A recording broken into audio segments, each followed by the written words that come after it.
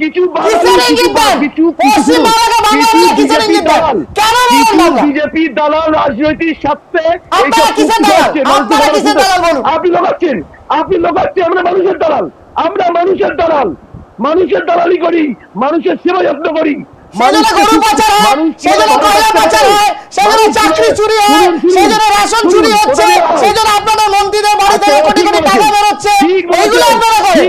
ঠিক বলেছেন।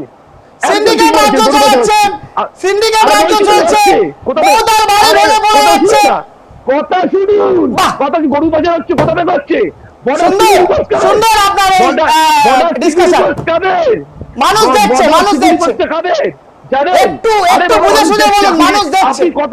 আপনি কথা বলতে দিচ্ছেন না, এটা মানুষ দেখছে, মানুষকে জানতে দিন।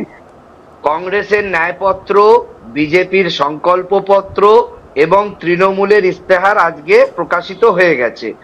বামপন্থীরা এখনো প্রকাশ করতে পারেনি, আশা করি কদিনের মধ্যেই প্রকাশ করবে। কিন্তু কংগ্রেসের ন্যায়পত্র, বিজেপির সংকল্পপত্র এবং তৃণমূলের নির্বাচনী ইস্তেহার নিয়ে দয়া করে আপনাদের যে 24 আওয়ার্স টিভি পশ্চিমবঙ্গের লাখ লাখ মানুষ দেখে, আপনাদের প্রচুর শুভানুধ্যায়ী এবং প্রচুর অডিয়েন্স বেস, তো আমি আপনাদের কাছে অনুরোধ করব যে এই নির্বাচনী ইস্তেহার গুলো নিয়ে এই রামনবমী নিয়ে যেরকম টানা এক সপ্তাহ আপনি প্রোগ্রাম করে গেলেন, বোধহয় 6টা এপিসোড, সেই রকম ভাবে আপনি প্রমাণ করুন ইলেকটোরাল বন্ডের টাকা নিয়ে যে আপনি নির্বাচনী ইস্তেহার নিয়েও বিজেপির জন্য এইভাবে অ্যাডভোকেসি করবেন এবং গলা ফাটাবেন যে রামচন্দ্রকে কিভাবে ব্যবহার করা হয়েছে বিজেপির ইস্তেহারে এবং কংগ্রেসের ইস্তেহারে কি করে মা মহালক্ষ্মী যোজনায় গরিব মেয়েদের 1 লক্ষ টাকা, 30 লক্ষ বেকার যুবককে চাকরি এবং প্রতিটা বেকার যুবককে 1 লক্ষ টাকা স্টাইপেন্ড দেওয়া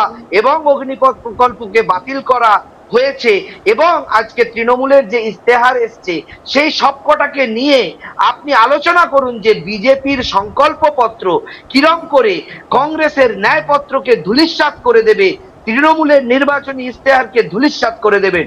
3টে 4টে নির্বাচনী ইস্তেহার নিয়ে এক সপ্তাহ টানা প্রোগ্রাম করুন, আপনার ভিউয়ার্স আরো 4 ডবল হবে এবং মানুষ জানতে পারবে যে সত্যি বিজেপির ন্যায় পত্র, সংকল্পপত্র ভারতবর্ষের জন্য কতটা উপকারী।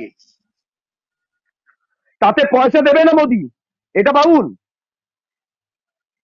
উনি পয়সা নেন না, ওইসব নিয়ে উনি পয়সা নেন না, ওইসব নিয়ে আলোচনা উনি ইলেকটোরাল বন্ডের পয়সা নেন না।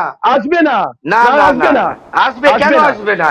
নির্বাচনী ন্যায়পত্র, নির্বাচনী সংকল্পপত্র নিয়েই তো উনি বলবেন। আপনি আমাকে যত গালাগালি দেওয়া দিয়ে দিন, আপনি আমাকে যত বদনাম করে দিয়ে দিন, দয়া করে কোনো ধর্মকে, রামকে নিয়ে বদনাম করবেন না, এটাই আপনাদের কাছে নিশ্চয়ই। আজকের একদম আমি বললাম 2 কোটি চাকরি, 2 কোটি চাকরি, সবাইকে অনেক অনেক ধন্যবাদ।